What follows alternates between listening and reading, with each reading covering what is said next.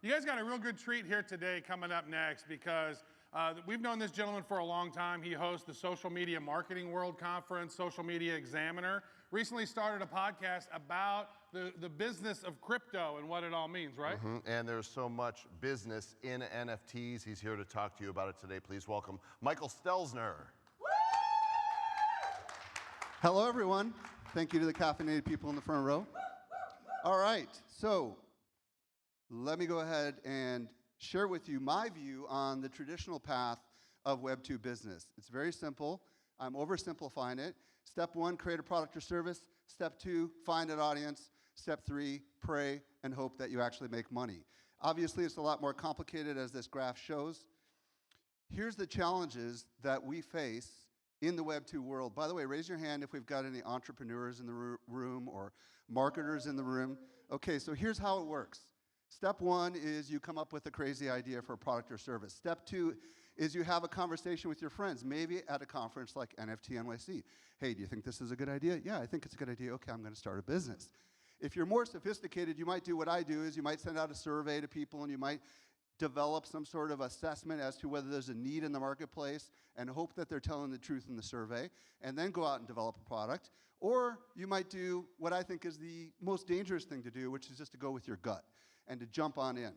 Now here's the challenge. Regardless of which one of these methods you go with, you've got to grow an audience. And in order to grow an audience, it's really complicated in the social platforms because you're reliant on an algorithm that is going to deter the delivery of your message to that audience, because the moment you do anything that is deemed promotional, they're going to say, give me some money, which you don't have when you're beginning to start a business. And that makes it really hard when you're about to launch something, because you're not going to be able to get in front of that audience over and over again.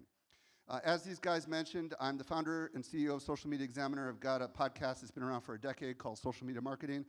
And my podcast is Web3 Business, where I explore the business use cases of Web3. So I want to share with you a new way, the Web3 way. It introduces a brand new way to start a business. Take a look at that photograph. I want you to imagine that this is a college or university in your hometown. And sitting in these circles are people that are just getting to know each other. And as these people begin to get to know each other, they begin to understand the unique challenges that they face. And this is a metaphor for the world of Web3, which is to first cultivate and develop a community. Begin to understand who they are, begin to understand what their struggles are, and then begin developing a product, and that community will have your back because they will have a vested interest in what you're building.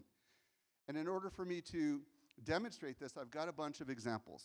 First one I want to draw to your attention is a community called the Safary Club, spelled with a Y, founded by Justin Vogel, who was a growth marketer. What he did was really fascinating. He set up a good old-fashioned form, probably on Google, and he asked a series of questions, and he vetted people before he brought them into his community. And inside of his community, once people got into his community, he used the stage feature inside of Discord to have weekly live room experiences where people within the community would share the unique struggles and challenges they're facing as growth marketers in the world of Web3. Now, if you look at the graphic, what Justin is building is an attribution tool for decentralized finance and gaming. And what he's doing here intelligently is he's not developing the tool until he nurtures and develops the community. He wants to understand the unique challenges that are faced by these growth marketers. He's not selling them anything. Instead, he's creating an experience upon which he can build a business. If you want to check it out, go to Safary, spelled with a Y, .club. My next example is ZenAcademy. Raise your hand if you're familiar with ZenAcademy. We've got a couple hands going up.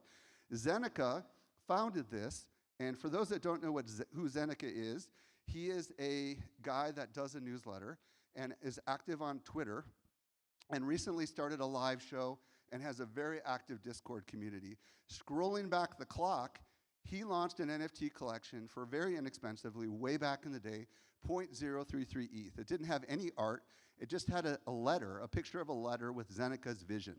He sold a couple thousand of those, like 4,000, I think. Then what he decided to do was launch what he called the 333 Club. He decided he was going to multiply by a big number, probably 100, to get 3.33 ETH. There was only going to be 333 members, and he put an application form together. And he decided who got curated into this community. And this particular community is built with project founders, okay? 1,500 people applied, 333 people got into the club, and his goal is to build something much bigger. And just today, he's launched a consultancy, but I want to show you his growth strategy.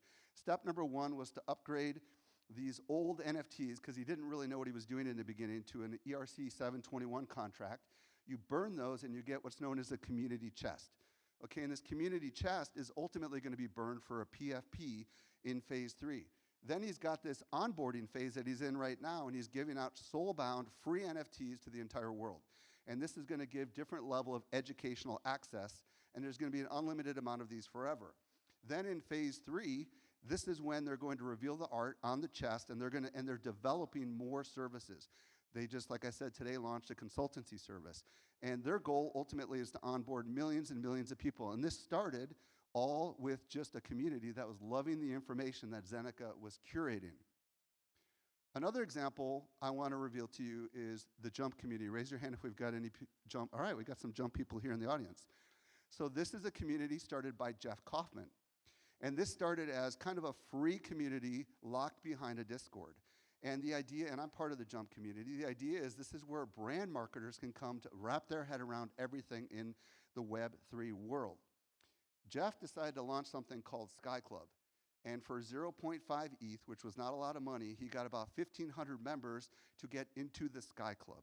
Okay? And then what he decided to do was he decided that he finally figured out what his vision was going to be after working with brand marketers for a couple of years. He decided he wants to build a media company designed for brand marketers specifically focused on Web3.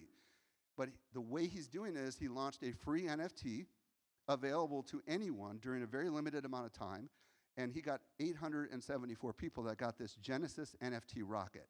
Now, what do they get with this Genesis NFT rocket?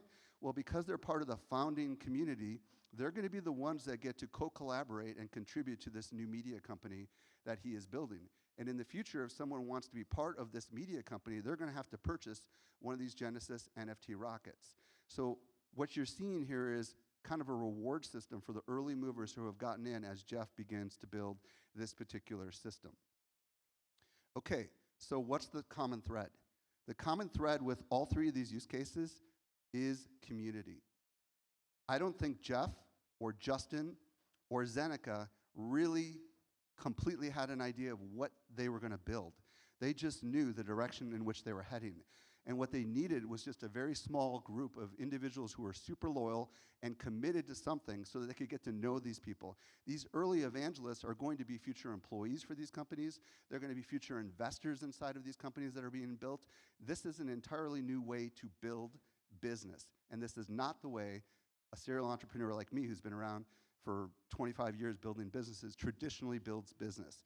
It's the opposite of how we build businesses today. Now, if you all want to learn more, I've got this show called Web3 Business where I interview founders. I'm getting Kevin, the CEO of DGods, on the show. And I've got a lot of other fascinating DAO and NFT project founders on the show where I deconstruct the business models specifically around the Web3 thing. And I'm going to end with 50 seconds. How's that? Thank you guys very much. Oh, by the way, I'll be outside if you want to talk to me, and also on Twitter, Mike_Stelzner, Stelzner. I'm not an expert. I just talk to the experts. Thank you, guys. Appreciate your time. You want to do a little